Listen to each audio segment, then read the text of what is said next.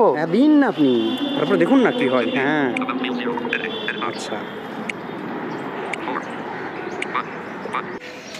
তো good morning সবাইকে। আসলে পরশু দিনকে আমার কাছে একটা বুকিং এসেছিল, ঠিক আছে? তো ওই মানুষটাকে দেখে অনেক কিছু শেখার আছে।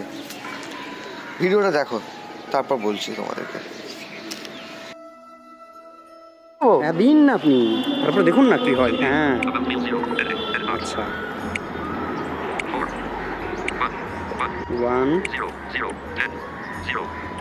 100 হ্যাঁ হয়েছে। হ্যাঁ নেক্সট করলাম, পে 100। এবার আমি পিনটা দেবো।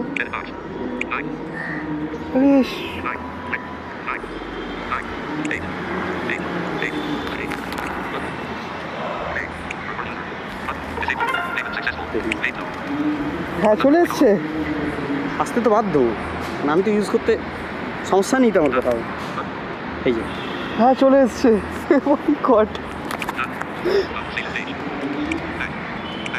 আপনি ভালো থাকবেন স্যার, সাবধানে যান।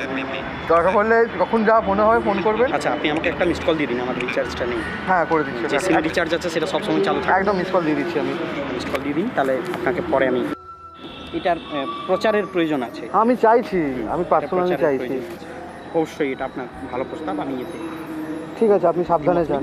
হ্যাঁ হ্যাঁ সাবধানে যান। ঠিক আছে, চলুন। হ্যাঁ আপনাকে যদি কেউ বলে, হ্যাঁ আমি বলবো আপনাকে নামাতে এসেছি, নামিয়ে দিয়ে আমি বেশি এখানেই দাঁড়িয়েছিলাম, ওই তো সিকিউরিটি গার্ড দেখছে, কোনো চাপ নেই। আপনি সাবধানে যান। আপনি আমাকে চেনেন, অসুবিধা নেই, আপনাকে কিছু বলবেন না। ঠিক আছে ঠিক আছে, আপনি সাবধানে যান। আসলাম। হ্যাঁ হ্যাঁ একদম সাবধানে যান, পারবেন তো?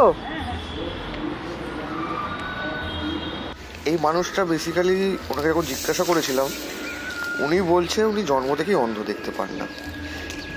বাট উনি সব কাজ করেন, কি করেন না। আমি যখন ওনার কাছে পৌঁছালাম, ঠিক আছে, উনি দাঁড়িয়ে আছে, আমি অনেকক্ষণ ধরে নোটিস করছি ওনার চোখটা খালি ডান দিক বাদিক মানে মনিটা অ্যাকচুয়ালি ডান দিক বাদিক করে যাচ্ছে। তো ওনাকে আমি জিজ্ঞাসা করি, আপনি চোখে দেখতে পান? বলছে না, আমি দেখতে পাই না। স্টিল যখন আমি যাদবপুর ইউনিভার্সিটির ভেতর থেকে ওটা পিক আপটা ছিল, ওখান থেকে যখন বেরোচ্ছি, উনি আমাকে বলে দিচ্ছে এ তো ডান দিকে যান, বাঁ দিকে যান। আমি তো জাস্ট অবাক হয়ে যাচ্ছিলাম যে কী করে বলছে। বলে আমরা রেগুলার আসি তো আমরা জানি। ঠিক আছে, যখন যাদবপুর ইউনিভার্সিটি গেট থেকে বেরোচ্ছি, তখন আমি ওনাকে জিজ্ঞেস করি আমরা এখন কোথায় দাঁড়িয়ে আছি। ও তো সামনে সিগন্যাল আছে। মনে হলো উনিকে একবার দেখতে পাচ্ছে না কি, মানে আমি জাস্ট অবাক হয়ে যাচ্ছিলাম। এটা ভিডিওটা বানানোর একটাই কারণ। তুমি বলে কেন বানালাম? আমরা আমাদের জীবনে খালি এক্সকিউজ দিতে থাকি যে আমার কাছে এইটা নেই, ওইটা নেই, তাই হচ্ছে না।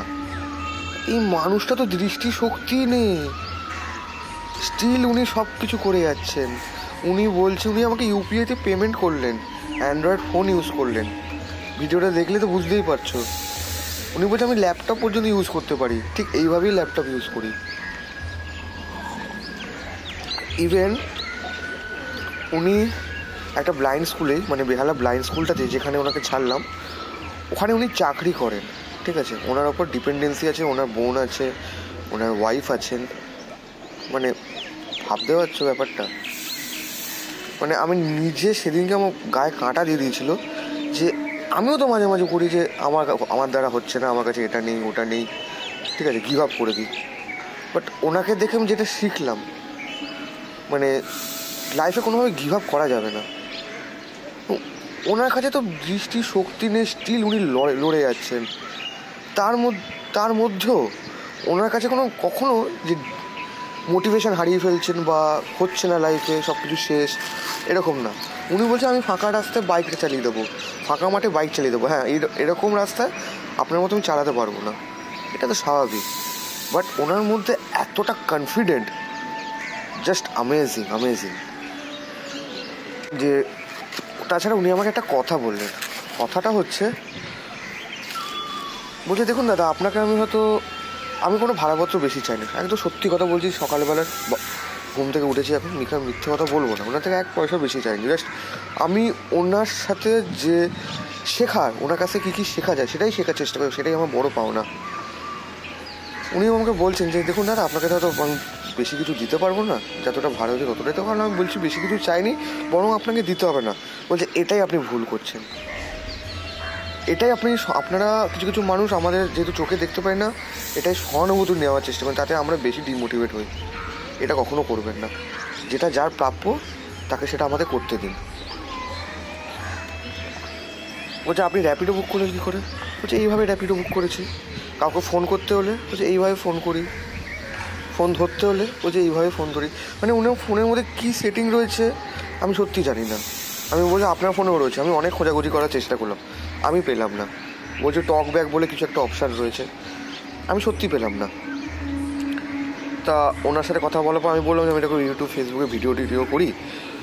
উনি আমাকে বললেন যে ঠিক আছে আমাদের স্কুলে আসুন একদিন, হেডমিস্ট্রেসের সাথে কথা বলুন, পুরো জিনিসটা কভার আপ করুন। এটা প্রচার করা খুবই দরকার যে কীভাবে একজন ব্লাইন্ড ছেলে মেয়ে যে ডিমোটিভেট হয়ে পড়ে কিছুদিন পর পর, তারা কীভাবে শিক্ষা নিয়ে সব কিছু শিখে তারা আবার জীবনের পথে এগিয়ে যায়। তো তোমরাই জানিও, যদি মনে করো তাহলে ওর হেডমিস্ট্রেসের সাথে আমার কথা হয়েছে ওই স্কুলের, তাহলে ওনার সাথে কথা বলে একটা ব্রডকাস্ট মতো ব্যবস্থা করব। কমেন্ট বক্সে অবশ্যই জানিও। আর একটা জিনিস, কখনো লাইফে গিভ আপ করো না।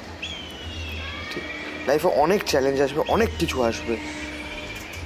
এই মানুষটাকে দেখে যখন বুঝতে পারছি এই কোনোভাবে গিভ আপ করেনি, কিন্তু এটা কিন্তু কোনো স্ক্রিপ্টেড ভিডিও না, কোনো বানানো ভিডিও, এটা অরিজিনাল। তো লাইফে গিভ আপ করার একদম চেষ্টা করো না। একটা সময় তোমারও সময় আসবে, যে সময়টা খালি তোমার থাকবে। Thank you.